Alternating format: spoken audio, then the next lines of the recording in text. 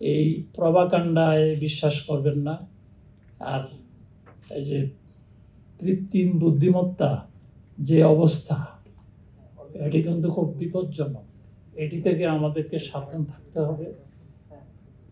বিশ্ববিদ্যালয়ের ইলেকশনগুলো আপনারা একটু খেয়াল করেন, এগুলো থেকে ভালো মন্দ দিক উভয় থাকতে পারে। যে জিনিসটা ভালো সেই জিনিসটা অন্তত একজন দেশপ্রেমিক নাগরিক হিসাবে আমাদের চিন্তা চেতনায় একটু ভেজালমুক্ত থাকার চেষ্টা করতে হবে। যদি এটি না করি তাহলে আমাদের অনেক বড় ধরনের ক্ষতি হয়ে যাবে। সেজন্য আসুন, আপনারা এত কষ্ট করছেন নিজের জন্য, পরিবারের জন্য, দেশের জন্য, সমাজের জন্য, আসুন এই দেশটাকে আমরা সুন্দরভাবে, পরিচ্ছন্নভাবে এগিয়ে নেওয়ার প্রয়োজনে অন্তত এই আস্থার সংকট থেকে আমরা উত্তরণের উপায় খুঁজে বের করি। এনআইডি হলো ভোটার লিস্টে তালিকাভুক্তির বাই প্রোডাক্ট। আপনি যে ভোটার হলেন, এই ভোটার হওয়ার প্রেক্ষিতেই কিন্তু আপনি একটা এনআইডি পাচ্ছেন। আর এনআইডিটা এমন, বাংলাদেশে এখন আপনারাও জানেন, এনআইডি ছাড়া আপনি কোনো কাজ করতে পারবেন না। সুতরাং এনআইডিটা খুব যত্ন সহকারে করতে হবে। এনআইডি করতে গিয়ে আমরা অনেকের ভুল ভ্রান্তির কারণে পেরেশানির মধ্যে পড়ে গেছি। তা আপনারা শুনে খুশি হবেন, গত 4-5 মাসে আমরা প্রায় 5 লক্ষ পেন্ডিং এনআইডি আমরা নিষ্পত্তি করতে পেরেছি। যেটি পেন্ডিং ডিজিট ছিল লাখের উপরে, এখন সেটি 80,000-এ নেমে আসছে। তা আমরা এটাকে সরলীকরণ এবং সহজীকরণের মাধ্যমে কিছু কিছু বিষয় আছে, যেমন গদবাধা কিছু বিষয় আমরা ব্রিটিশ আমল থেকে পালন করে আসছি। যেমন কিছু হারায় গেলে একটা জিডি করতে হবে।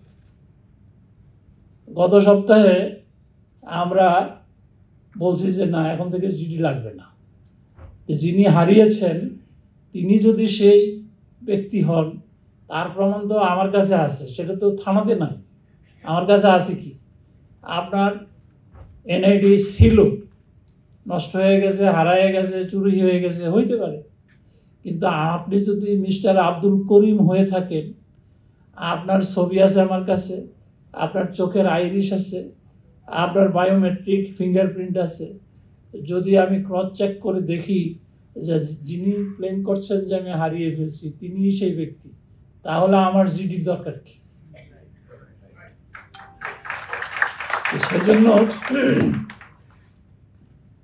আরও অনেক বিষয় আছে। যদি এই সহজীকরণ বিষয়ে আলোচনা করতে যাই তাহলে অনেক সময় লেগে যাবে। আপনাদের প্রশ্ন থাকলে সেই ক্ষেত্রে আমরা উত্তর দিব। তো আপনারা আপনাদের অবগতির জন্য বলছি যে এখন থেকে আমরা চেষ্টা করছি যে প্রতিটি বাংলাদেশি যাতে তার হাতে একটা এনআইডি থাকে সেই ব্যবস্থা করার। যে কোনো কারণেই হোক, যে কোনোভাবেই হোক, তথ্যের বিভ্রাটের কারণে অনেক ক্ষেত্রে দেখা গেছে যে আমরা মিসগাইডও হয়েছি। তো সেটি আমার পরিবারের মেম্বারদের মধ্যেও আছে, আমার আত্মীয় স্বজনের মধ্যে। আপনারা তো দূরের কেউ না, আমিও কিন্তু একবারে পাড়াগাঁ থেকেই উঠে আসছি। তা আমি গ্রামে গেলে দেখা যায় যে 10-20 জন লোক আসে যে ভাই আমার বাবার নাম ছিল এই হয়ে গেছে, আমার নাম ছিল এই হয়ে গেছে। মজার গল্প আছে এই এনআইডি নিয়ে, ওই মাঝে মধ্যে ইউটিউবে আমরাও দেখি। তো যাই হোক, বাস্তবতায় আমরা অনেকেই এটা নিয়ে খুব পেরেশানির মধ্যে থাকি এবং দেখি মাঝে মধ্যে যে খুব ছোট্ট সমস্যা, কিন্তু সে সমাধান করতে পারতেছে। আমি মনে করি যে ইনশাল্লাহ যদি খুব বড় ধরনের কোনো জটিলতা না থাকে,